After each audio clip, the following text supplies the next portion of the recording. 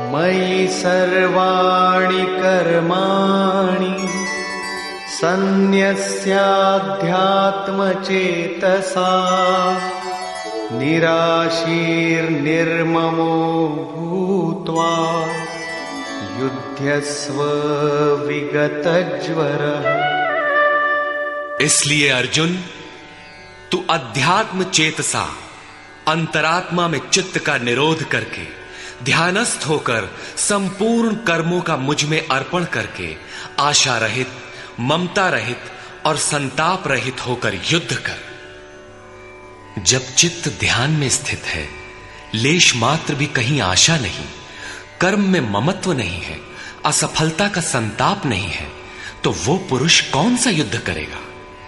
जब सब ओर से चित्त सिमट कर हृदय देश में निरुद्ध होता जा रहा है, तो वो लड़ेगा किस लिए, किससे, और वहां है कौन? वास्तव में जब आप ध्यान में प्रवेश करेंगे, तभी युद्ध का सही स्वरूप खड़ा होता है। तो काम, क्रोध, राग, द्वेष, आशा, तृष्णा इत्यादि विकारों का समूह, विजातीय प्रवृत्तियां जो कुरु कहलाती हैं, संसार में प्रवृत्ति देती ही रहती है, बाधा के रूप में भयंकर आक्रमण करती हैं। बस इनका पार पाना ही युद्ध है। इनको मिटाते हुए अंतरात्मा में सिमटते जाना, ध्यानस्थ होते जाना ही यथार्थ युद्ध है। इसी पर पुनः बल देते हैं। ये मे मतमिदं नित्यम् अनुतिष्ठन्ति मानवाः श्रद्धावन्तो न सूयन्तो मुच्यन्ते तेऽपि कर्मभिः। अर्जुन, जो कोई मनुष्य दोष दृष्टि से रहित होकर श्रद्धा भाव समर्पण से संयुक्त हुआ, सदा मेरे इस मत के अनुसार बरतते हैं कि युद्ध कर, वे पुरुष भी संपूर्ण कर्मों से छूट जाते हैं। योगेश्वर का यह आश्वासन किसी हिंदू, मुसलमान या ईसाई के लिए नहीं, अपितु मानव मात्र के लिए है। उनका मत है कि युद्ध कर। इससे ऐसा प्रतीत होता है कि यह उपदेश युद्ध वालों के लिए था। अर्जुन के समक्ष तो सौभाग्य से विश्व युद्ध की संरचना थी। आपके सामने तो कोई युद्ध नहीं है। आप गीता के पीछे क्यों पड़े हैं? क्योंकि कर्मों से छूटने का उपाय तो युद्ध करने वालों के लिए है, किंतु ऐसा कुछ नहीं है। वस्तुतः ये अंतर्देश की लड़ाई है। क्षेत्र और क्षेत्रज्ञ का, विद्या और अविद्या का, धर्म क्षेत्र और कुरुक्षेत्र का संघर्ष है। आप ज्यों-ज्यों ध्यान में चित्त का निरोध करेंगे, विजातीय प्रवृत्ति बाधा के रूप में प्रत्यक्ष होती है, भयंकर आक्रमण करती है। उसका शमन करते हुए चित्त का निरोध करते जाना ही युद्ध है। जो दोष दृष्टि से रहित होकर श्रद्धा के साथ इस युद्ध में लगता है, वो कर्मों के बंधन से, आवागमन से भली प्रकार छुटकारा पा जाता है। जो इस युद्ध में प्रवृत्त नहीं होता, उसकी क्या गति होती है? इस पर कहते हैं,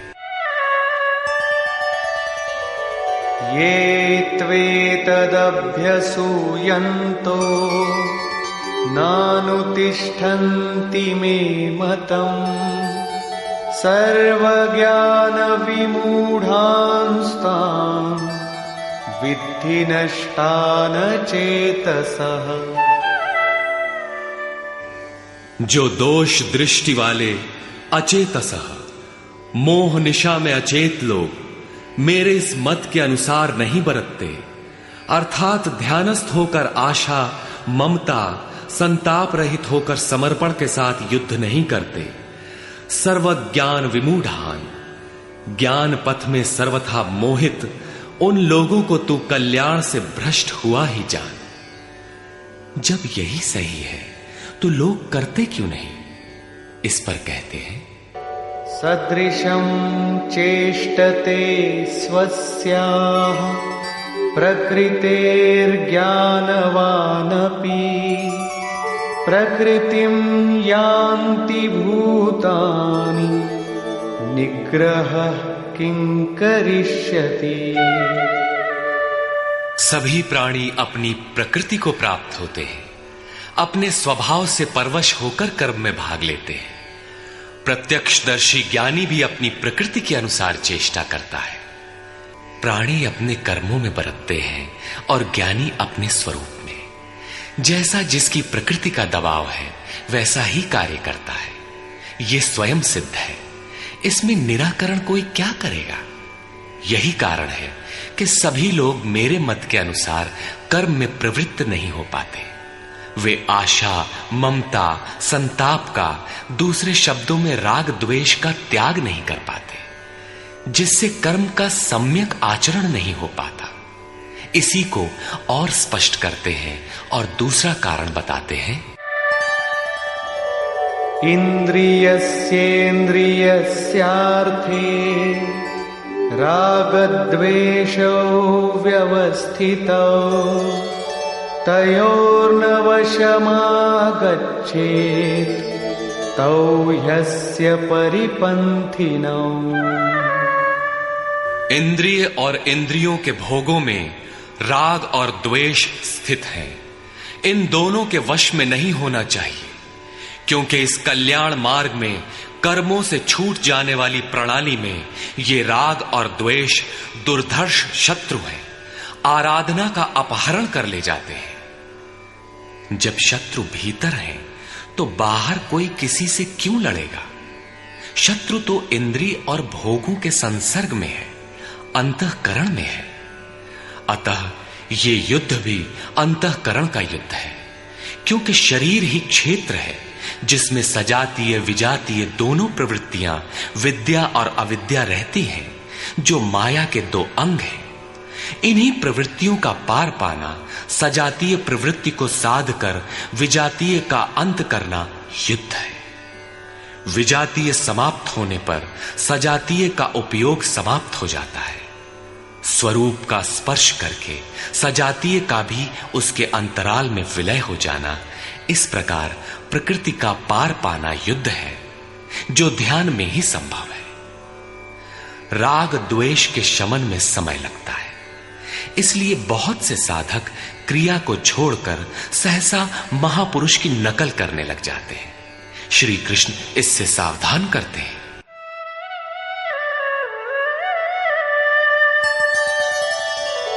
श्रेयान् स्वधर्मो विगुणः परधर्मात् स्वनुष्ठिता स्वधर्मे निधनं श्रेयः परधर्मो भयावह।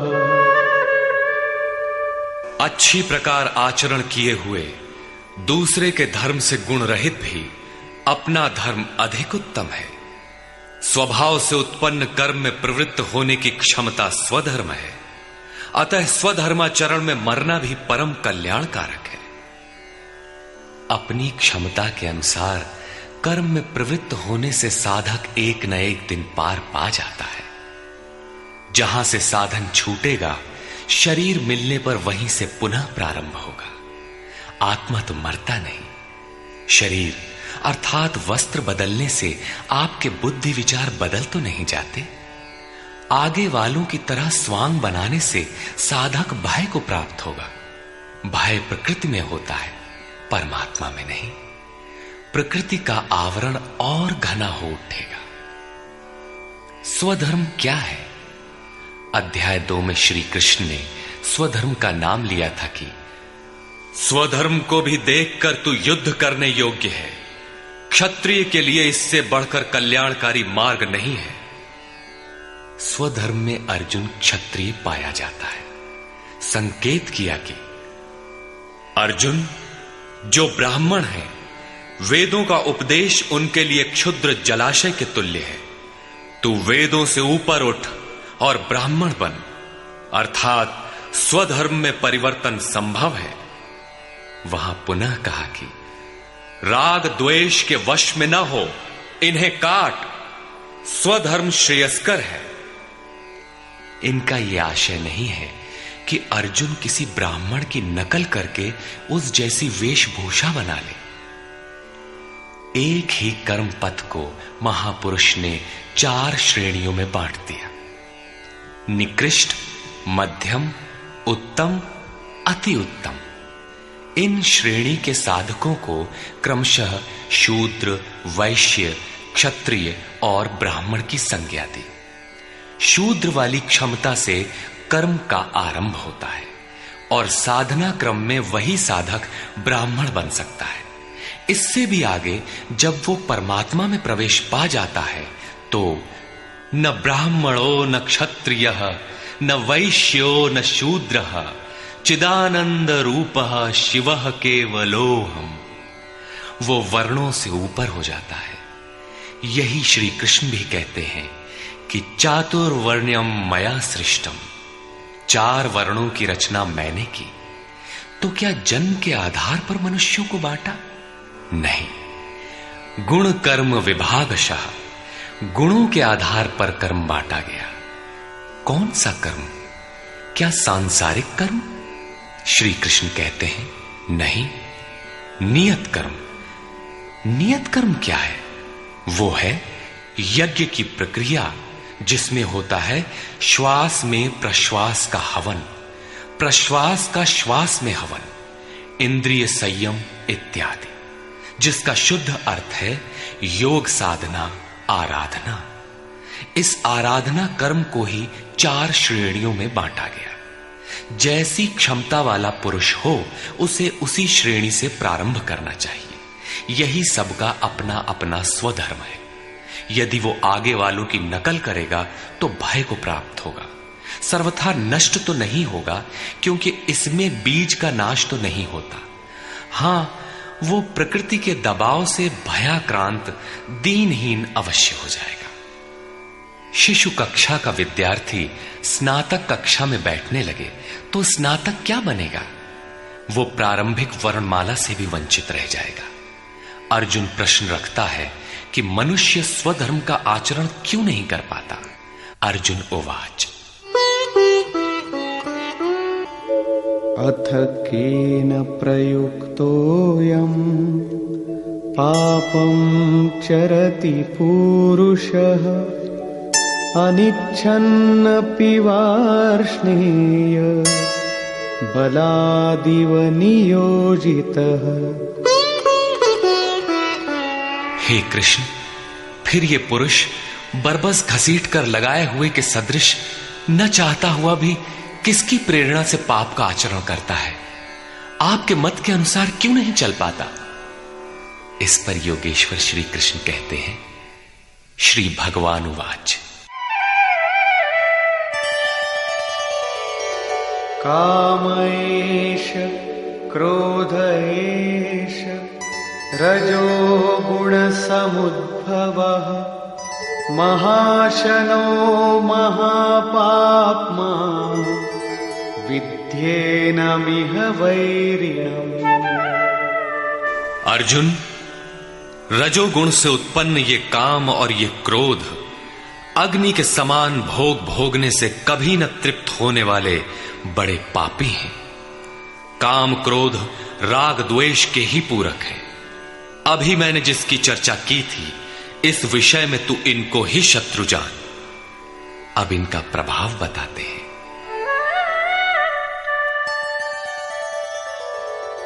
धूमेनाव्रियते वह्निः यथादर्शो मलेन च यथोल्बेनावृतो गर्भः तथा तेनेदमावृतम्। जैसे धुएं से अग्नि और मल से दर्पण ढक जाता है, जैसे जेर से गर्भ ढका हुआ है, ठीक वैसे ही काम क्रोधादि विकारों से यह ज्ञान ढका हुआ है। भीगी लकड़ी जलाने पर धुआं ही धुआं होता है। अग्नि रहकर भी लपट का रूप नहीं ले पाता। मल से ढके दर्पण पर जिस प्रकार प्रतिबिंब स्पष्ट नहीं होता, झिल्ली के कारण जिस प्रकार गर्भ ढका रहता है, वैसे ही इन विकारों के रहते परमात्मा का प्रत्यक्ष ज्ञान नहीं होता।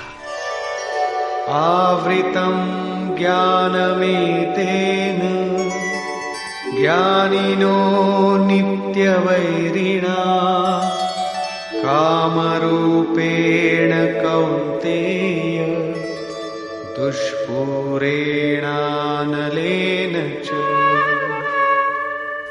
कौन्तेय, अग्नि के समान भोगों से न तृप्त होने वाले ज्ञानियों के निरंतर बैरी इस काम से ज्ञान ढका हुआ है। अभी तो श्री कृष्ण ने काम और क्रोध दो शत्रु बताए। प्रस्तुत श्लोक में वे केवल एक शत्रु काम का नाम लेते हैं। वस्तुतः काम में क्रोध का अंतर्भाव है। कार्य पूर्ण होने पर क्रोध समाप्त हो जाता है, किंतु कामना समाप्त नहीं होती। कामना पूर्ति में व्यवधान पड़ते ही क्रोध पुनः उभर आता है। काम के अंतराल में क्रोध भी निहित है। इस शत्रु का निवास कहां है? इसे ढूंढे कहां? निवास जान लेने पर इसे समूल नष्ट करने से सुविधा रहेगी। इस पर श्री कृष्ण कहते हैं,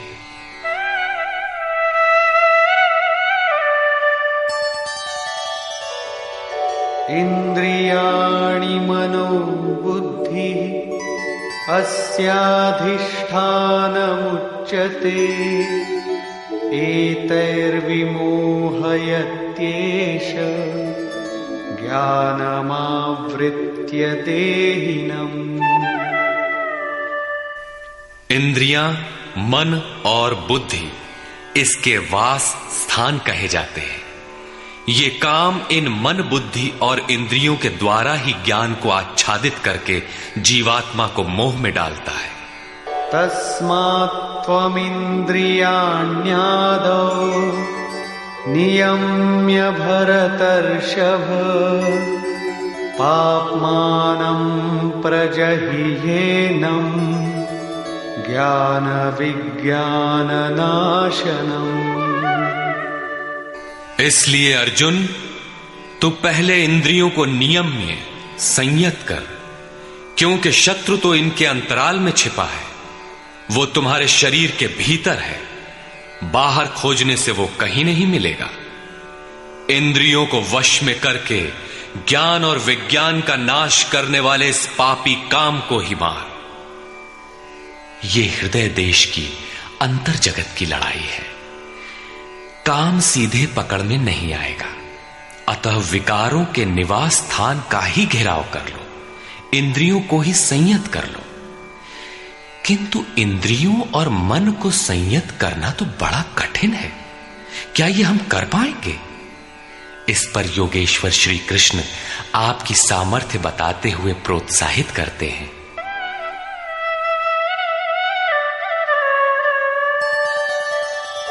इंद्रियाणि पराण्याहुः इंद्रियेभ्यः परं मनः मनसस्तु परा बुद्धिः यो बुद्धेः परतस्तु सः। अर्जुन, इस शरीर से तू इंद्रियों को परे अर्थात सूक्ष्म और बलवान जान। इंद्रियों से परे मन है, ये उनसे भी बलवान है। मन से परे बुद्धि है, और जो बुद्धि से भी अत्यंत परे है वो तुम्हारा आत्मा है, वही हो तुम। इसलिए इंद्रियों, मन और बुद्धि का निरोध करने में तुम सक्षम हो। एवं बुद्धेः परं बुद्ध्वा संस्तभ्यात्मानमात्मना जहि शत्रुं महाबाहो कामरूपं दुरासदम्। इस प्रकार बुद्धि से परे अर्थात सूक्ष्म और बलवान अपने आत्मा को जानकर, आत्म बल को समझकर, बुद्धि के द्वारा अपने मन को वश में करके अर्जुन, इस काम रूपी दुर्जय शत्रु को मार। काम एक दुर्जय शत्रु है। इंद्रियों के द्वारा ये आत्मा को मोहित करता है, तो अपनी शक्ति समझकर, आत्मा को बलवान समझकर काम रूपी शत्रु को मारना है। कहने की आवश्यकता नहीं है कि ये शत्रु आंतरिक है और युद्ध भी अंतर्देश का ही है। निष्कर्ष, बहुधा गीता प्रेमी व्याख्याताओं ने इस अध्याय को कर्मयोग का नाम दिया है, किंतु यह संगत नहीं है। दूसरे अध्याय में योगेश्वर ने कर्म का नाम लिया। उन्होंने कर्म के महत्व का प्रतिपादन कर उसमें कर्म जिज्ञासा जागृत की, और इस अध्याय में उन्होंने कर्म को परिभाषित किया कि यज्ञ की प्रक्रिया ही कर्म है। सिद्ध है कि यज्ञ कोई निर्धारित दिशा है। इसके अतिरिक्त जो कुछ भी किया जाता है वह इसी लोक का बंधन है। श्री कृष्ण जिसे कहेंगे वह कर्म मोक्ष से अशुभा, संसार बंधन से छुटकारा दिलाने वाला कर्म है। श्री कृष्ण ने यज्ञ की उत्पत्ति बताई, वह देता क्या है, उसकी विशेषताओं का चित्रण किया, यज्ञ करने पर बल दिया। उन्होंने कहा इस यज्ञ की प्रक्रिया ही कर्म है। जो नहीं करते वे पापायु, आराम चाहने वाले व्यर्थ जीते हैं। पूर्व में होने वाले महर्षियों ने भी इसे करके ही परम नैष्कर्म्य सिद्धि को पाया। वे आत्मतृप्त हैं, उनके लिए कर्म की आवश्यकता नहीं है। फिर भी पीछे वालों के मार्गदर्शन के लिए वे भी कर्म में भली प्रकार लगे रहते थे।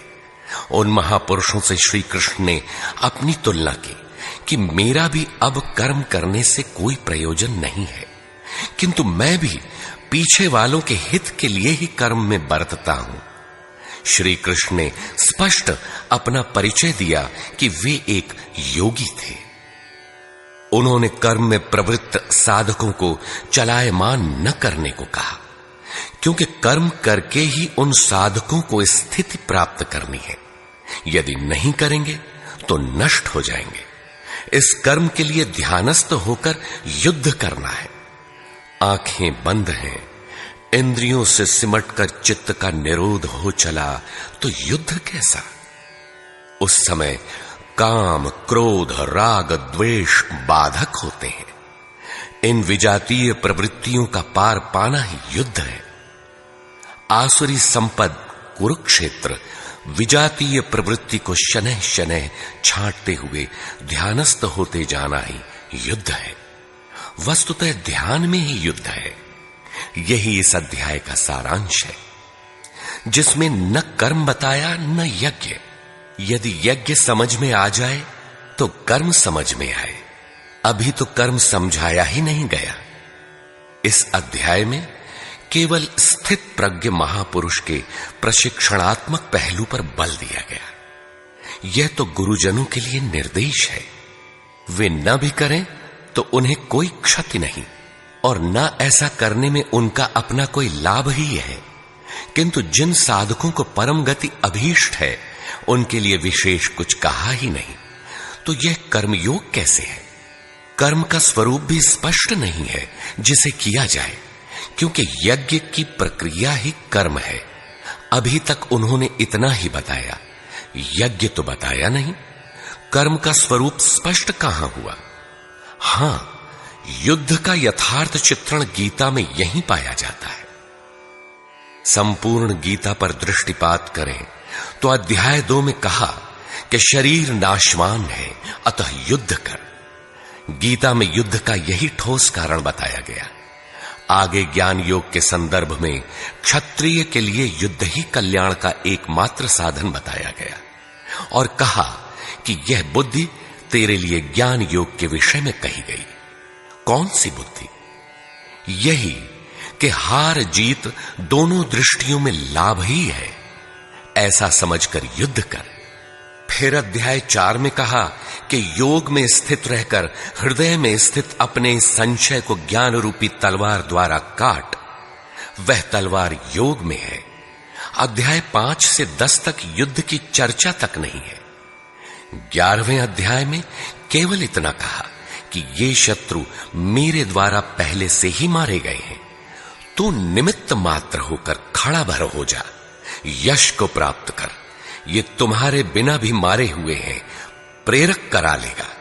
तू इन मुर्दों को ही मार।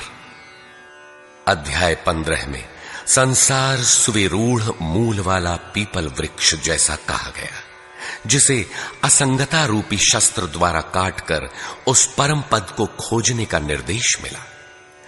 आगे के अध्यायों में युद्ध का उल्लेख नहीं है। हां, अध्याय 16 में असुरों का चित्रण अवश्य है जो नरकगामी है। अध्याय 3 में ही युद्ध का विशद चित्रण है। श्लोक 30 से श्लोक 43 तक युद्ध का स्वरूप, उसकी अनिवार्यता, युद्ध न करने वालों का विनाश, युद्ध में मारे जाने वाले शत्रुओं के नाम, उन्हें मारने के लिए अपनी शक्ति का आह्वान और निश्चय ही उन्हें काटकर फेंकने पर बल दिया। इस अध्याय में शत्रु और शत्रु का आंतरिक स्वरूप स्पष्ट है, जिनके विनाश की प्रेरणा दी गई है। अतः ओम तत्सदिति श्रीमद् भगवद गीता सूपनिषत्सु ब्रह्म विद्यायाम योग शास्त्रे श्री कृष्णार्जुन संवादे शत्रु विनाश प्रेरणा नाम तृतीयो अध्याय। इस प्रकार स्वामी अड़गड़ानंद कृत श्रीमद् भगवद गीता के भाष्य यथार्थ गीता का तीसरा अध्याय पूर्ण होता है। हरि ओम तत्सत।